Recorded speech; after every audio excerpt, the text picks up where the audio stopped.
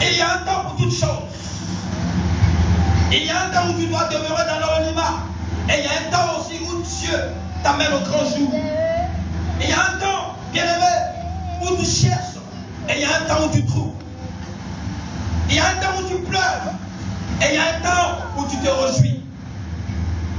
Laisse-moi te dire ce matin que le temps n'est pas figé sur une situation précise ou sur une saison précise.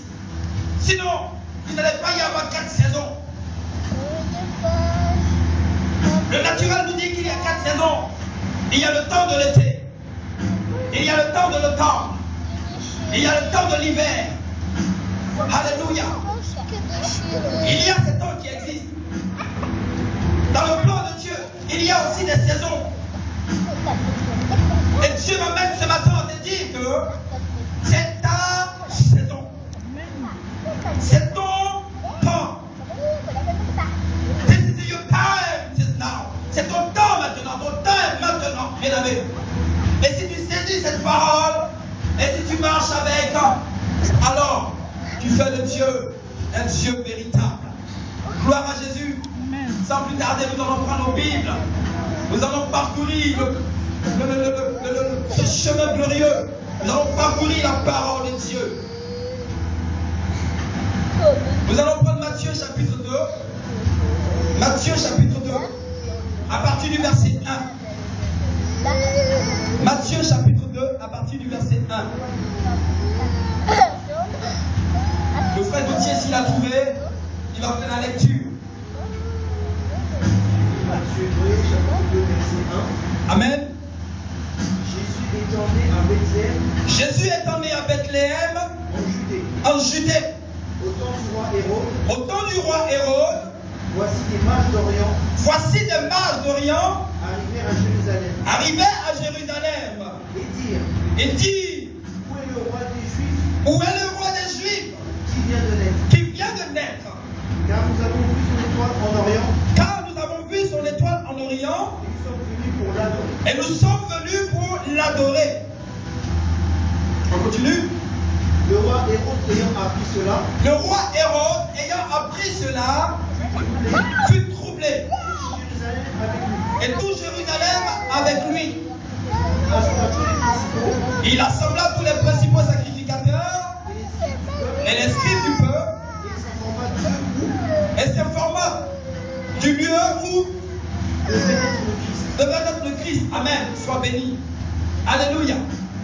Seigneur, nous te bénissons pour ta parole ce matin. Nous t'élèvons, nous te rendons toute la gloire parce que tu es Dieu. Nous sommes, Seigneur, incapables, sans ton Esprit Saint, oh oui, Père, décortiquer ta parole. Mais nous croyons, Papa, qu'avec toi, avec ton Esprit, Seigneur, nous avons cette possibilité de le faire. C'est pourquoi je prie que tu viennes, oh oui, remplir ce lieu de ta grâce, de ton onction, que tu viennes remplir ce lieu, Seigneur, oui, de ta présence glorieuse, afin que, Père, nos cœurs reçoivent cette semence dans le but de germer, Seigneur, et dans le but d'aller de l'avant, dans le nom de Jésus. Amen. Gloire à Jésus. Voici la parole de Dieu qui nous a donné ce matin. Matthieu, chapitre 2, à partir du verset 1. Bien aimé, comme je le disais, Dieu t'a créé pour réussir. Et cette parole est certaine.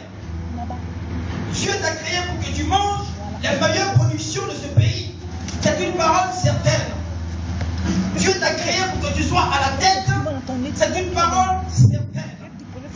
Lorsque nous prenons le premier livre de la Bible qui est la Genèse, la Bible déclare dans le chapitre 1 que, au verset 28, que Dieu a fait l'homme à son image. Alléluia. Et après l'avoir créé, Dieu va libérer des paroles prophétiques sur la vie de cet homme et de cette femme. Dieu va dire à ces personnes, soyez féconds, assujettissez, dominez. Alléluia. Dominez sur tout ce qui est sur la terre. Dominez sur toute la terre. Bien aimé, laisse-moi te dire une chose. Une personne qui est appelée à dominer est aussi dotée d'une puissance. Nous ne pouvons dominer sans une puissance. Nous ne pouvons dominer sans une autorité. Si tu n'as pas une autorité derrière toi, si tu n'as pas une autorité avec toi, si tu n'as pas le consentement d'une autorité, tu ne peux pas dominer.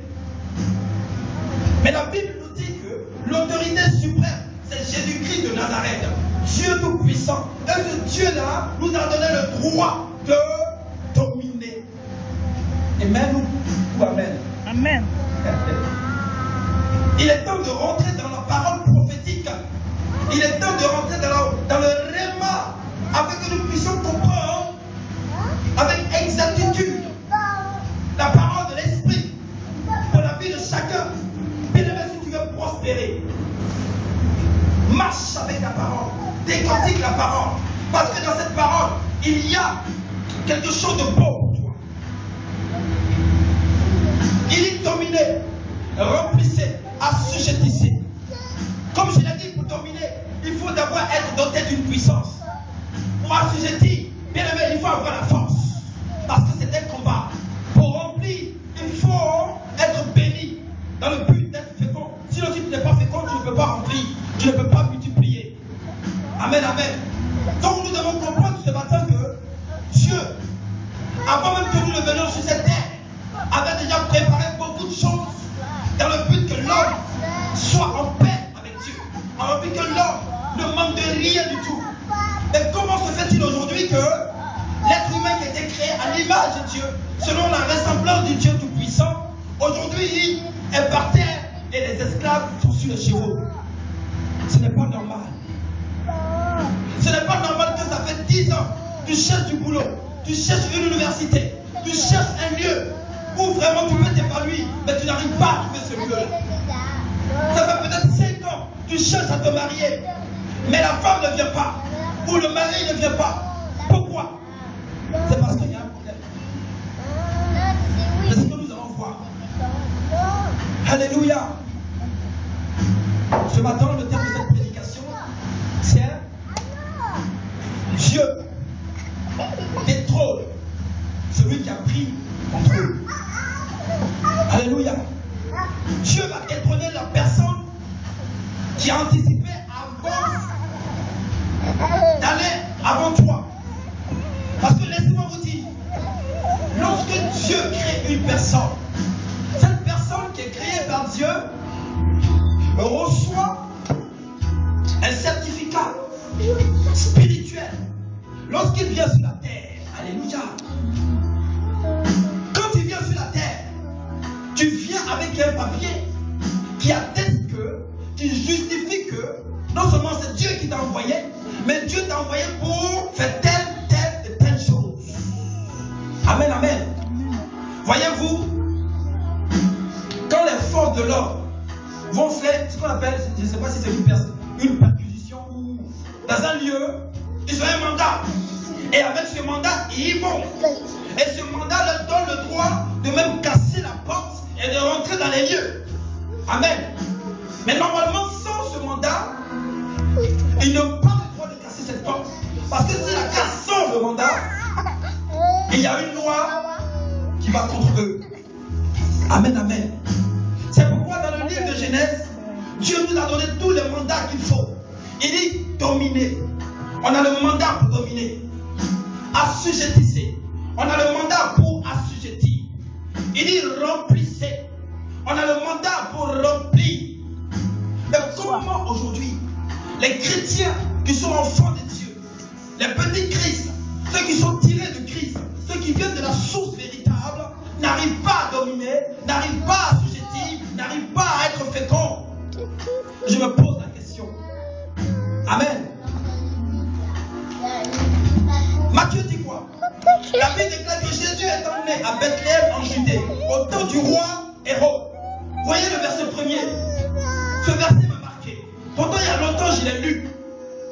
Mais lorsque je l'ai relu et j'ai questionné Dieu, Dieu me dit, regarde encore dans ce message.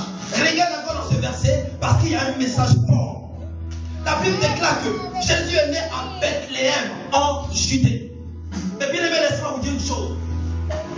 Avant la naissance de Christ, n'y avait-il pas un roi en Judée? Si. Et il y avait un roi en Judée.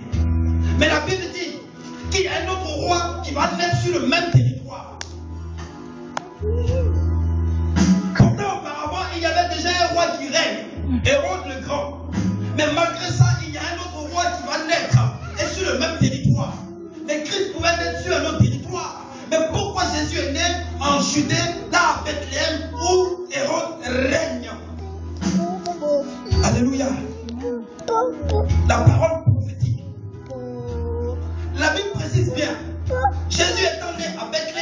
disait au temps du roi Hérode. Ça veut dire que Hérode était dans son règne.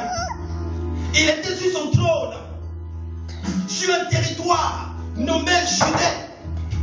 Et c'est là où le Fils de Dieu va naître. J'ai dit Saint-Esprit, mais pourquoi il y a deux rois sur le même territoire? Alléluia. La parole de Dieu est merveilleuse. Et l'Esprit de Dieu va m'amener à comprendre que le premier roi qui était venu n'est pas venu de moi. Le premier roi qui est venu, qu'on appelle Hérode, ce n'est pas moi qui l'ai envoyé. Ce roi-là a usurpé le trône du véritable roi qui est né maintenant. Alléluia. Bien aimé, ça fait longtemps. Ça fait longtemps que tu n'arrives pas à accéder à des choses qui sont en réalité faciles, mais qui n'arrivent pas à accéder à ces choses-là. Comment une femme dans une église peut passer 10 ans dans cette église sans avoir un mari? Pourtant Dieu a dit, tu dois être fécond. Cette dame, cette femme est appelée à se marier. Parce que celui qui a institué le mariage, c'est Dieu. Et Dieu, lorsqu'il a créé Adam, il lui a donné une épouse. Et donc, en temps normal, selon la loi de Dieu, chaque homme doit avoir son épouse et chaque épouse doit avoir son époux. Amen. Mais toi, ça fait 10 ans. Tu appartiens à Dieu. Tu appartiens au Fils de Dieu. Tu appartiens à celui qui a créé toutes choses. Celui qui dit et la chose arrive. Celui qui dit et la chose s'accomplit. Celui qui a créé les cieux que nous voyons. Celui qui a créé la terre sur laquelle nous marchons. Celui-là a dit que toi, tu dois être marié. Mais ça fait 5 ans, 10 ans, tu n'es pas encore marié. Frère. Et il y a quelqu'un qui a pris ton mariage. Alléluia. Et il y a une personne qui est passée avant toi, qui est en train de commander le mari que Dieu t'a donné. Mais tu dois le détrôner. Alléluia. Tu es un homme. Ça fait longtemps que tu cherches. Au point même où tu es attristé.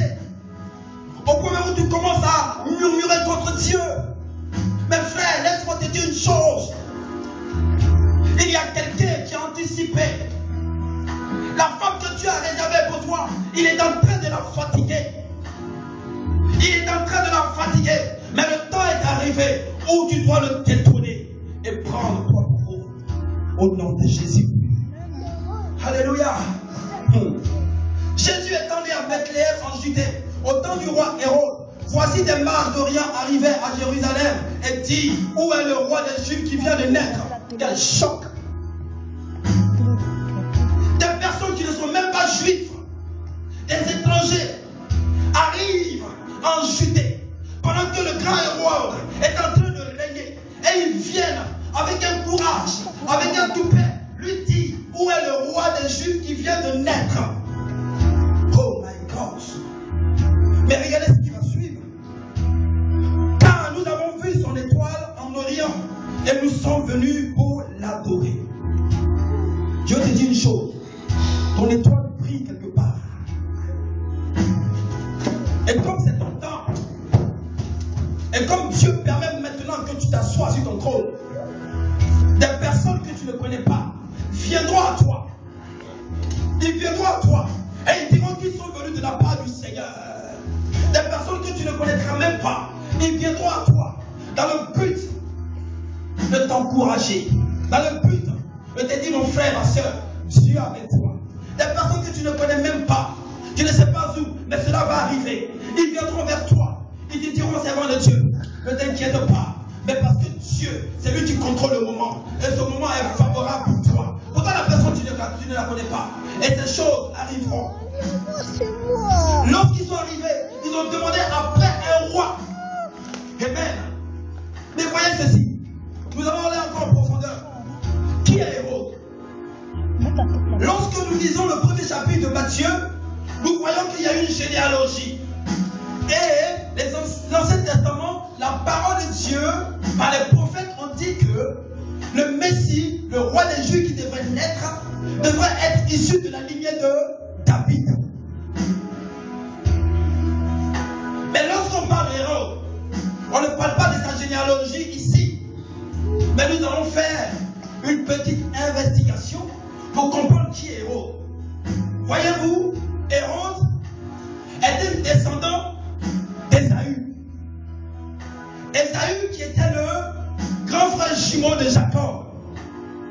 Souvenez-vous de ce qui s'est passé. Les deux fils d'Isaac. La Bible déclare que pendant que les deux enfants étaient dans le ventre, Dieu avait déjà départagé ces deux personnes. La Bible a dit que le plus grand serait assujetti au plus petit. Et c'est de ce plus petit-là que va sortir la lignée messianique. La Bible déclare que lorsqu'ils sont nés, il y a eu des petites incompréhensions au point où Jacob a fait des choses qui n'ont pas plu à Ésaü. Et Ésaü a gardé cette colère. Et au jour d'aujourd'hui, tous ceux qui sont sortis d'Ésaü, c'est-à-dire Hérode le grand et tous ses enfants, et même Haman, qu'on voit dans le livre d'Esther, est aussi sorti de la lignée d'Ésaü.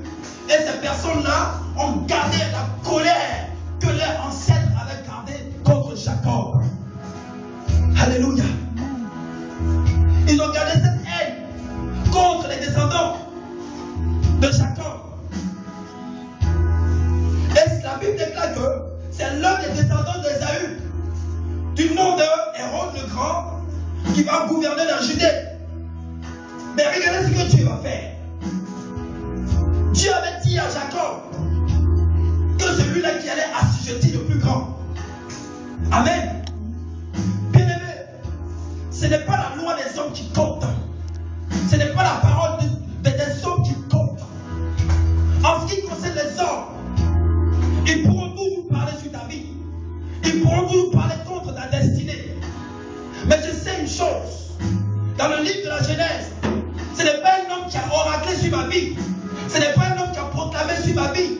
Mais c'est Dieu le Créateur qui a dit: je t'ai créé à mon image, selon ma propre ressemblance. Qui a dit à Dieu de me créer? Je ne sais pas. Qui a soufflé à Dieu de me créer? Je ne sais pas. Mais une chose est sûre, me dit la Bible. La Bible déclare que Dieu m'a créé. Et il ne m'a pas créé comme il a créé les autres. Mais il m'a créé à son image. Alléluia. Celui qui t'a créé à son image est assis sur un trône. Celui qui t'a créé à son image règne, bien-aimé. Celui qui t'a créé à son image est le Tout-Puissant. Il a dit que tu dois dominer, que tu devrais dominer, tu devrais assujettir. Mais au jour d'aujourd'hui, on ne voit pas la domination. Laisse-moi te dire une chose.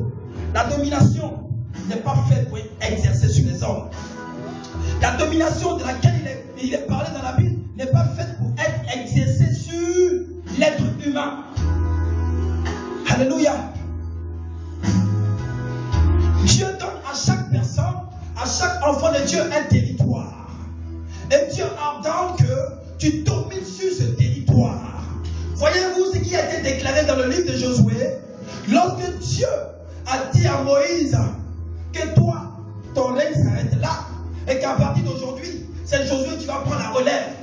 Lorsque Josué a vu l'immensité du problème, il a commencé à s'attrister. Mais Dieu lui a dit: ne t'attriste pas, parce que moi, qui étais avec ton maître Moïse, je suis le même Dieu, je n'ai pas changé. Frère, le Dieu qui a proclamé sur ta vie, pendant que tu étais encore loin même d'être une masse informe, dans le sang de ta mère, ce Dieu qui a proclamé du moins, pendant que tu étais un esprit, ce Dieu qui a parlé sur ta vie, c'est le même Dieu qui parle encore.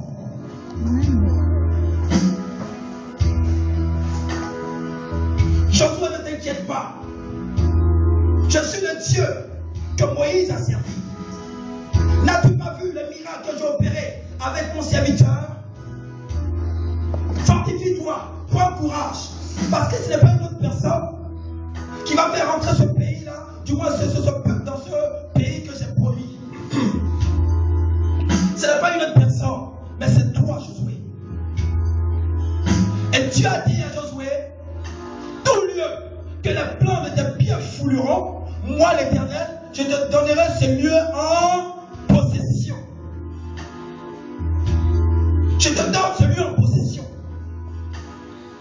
Bien-aimé, si tu es dans une ville, cette ville est un territoire. Pour le temps que tu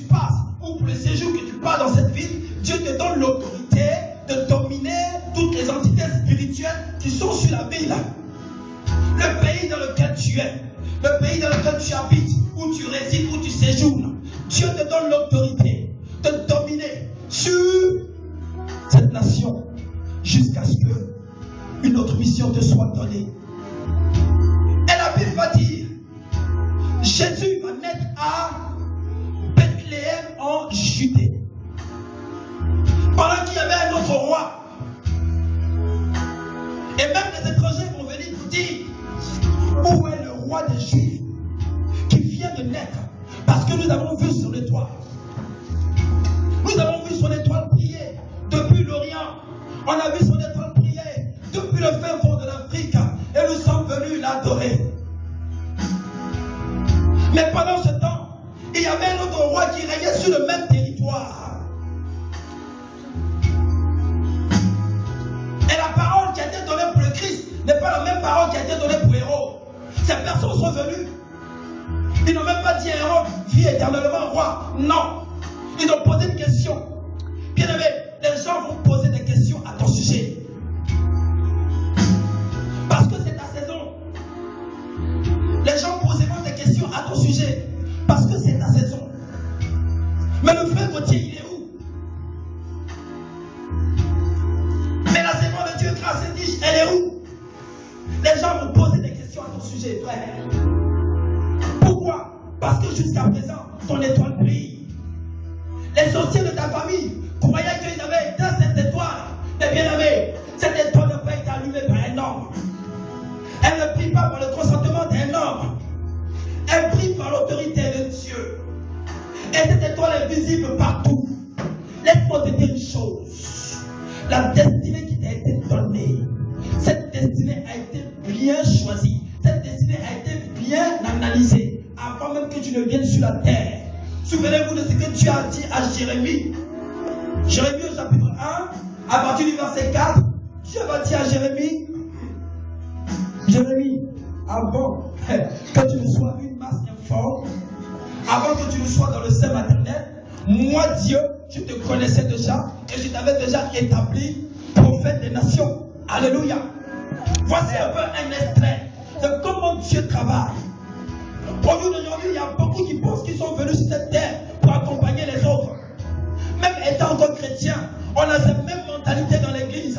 Mais bien aimé, c'est pourquoi tu n'évolues pas. Parce que tu n'es pas en conformité avec la parole de ton Dieu.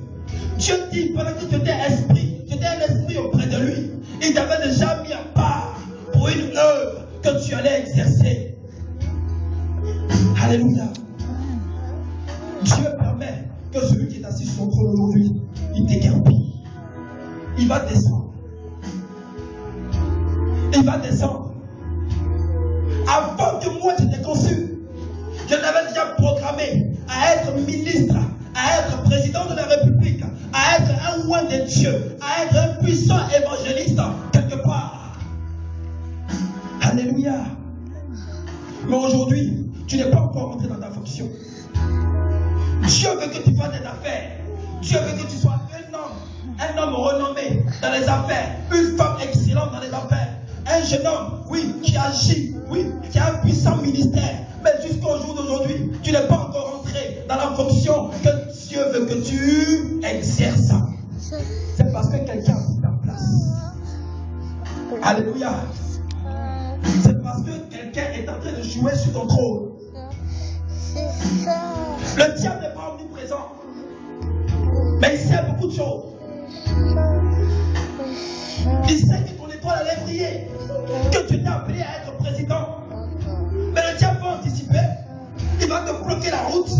Il va brouiller tes pistes pour ne pas que tu ne voies clair, pour que tu tournes en rond, pour que tu erres.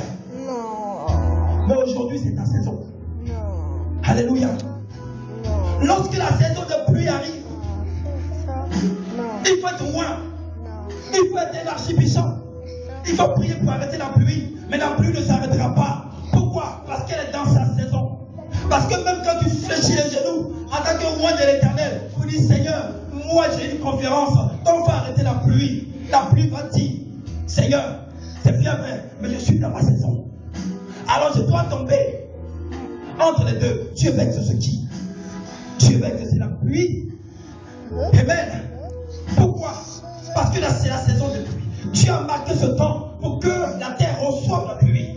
Donc il n'est pas question que quelqu'un vienne, oui, pour faire obstacle à cette pluie. Il n'est pas question.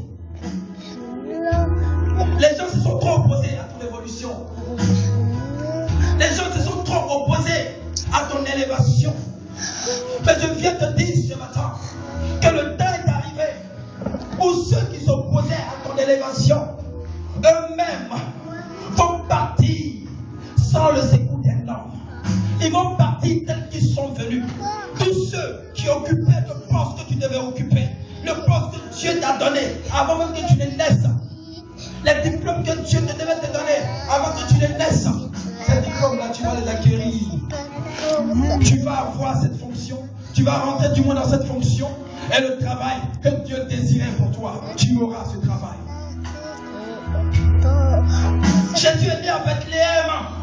Alléluia. Pendant que le roi Hérode exerçait son pouvoir en Judée, le Seigneur est venu. Il n'a pas demandé aux scribes ni aux pharisiens. Il n'a pas demandé au gouverneur romain. La Bible déclare qu'il est venu parce que c'était le temps. C'était le temps d'occuper son trône. C'était le temps d'occuper son poste. C'est pourquoi même les étrangers sont venus avec une révélation pour dire où est le roi des Juifs qui vient de naître. Parce que nous avons pu. Je dis encore, bien aimé, les gens vont voir des choses à ton sujet. Peut-être qu'aujourd'hui, tu te minimises. Aujourd'hui, tu te prends comme une personne normale. Mais laisse-moi te dire, quand on est enfant de Dieu, on n'est plus une personne normale. Parce qu'on n'est plus dans la chair. On est dans l'esprit. Alléluia. On n'est plus des personnes normales. Parce que frère, le Dieu à qui on appartient, ce Dieu n'a pas besoin du consentement. Oui, d'une société d'abord pour pouvoir t'embaucher. Lorsque Dieu dit, mon fils occupera ce poste, celui qui était présentement à ce poste va partir et l'enfant de Dieu prend la place. C'est la gloire de Dieu. Est-ce que tu crois ça?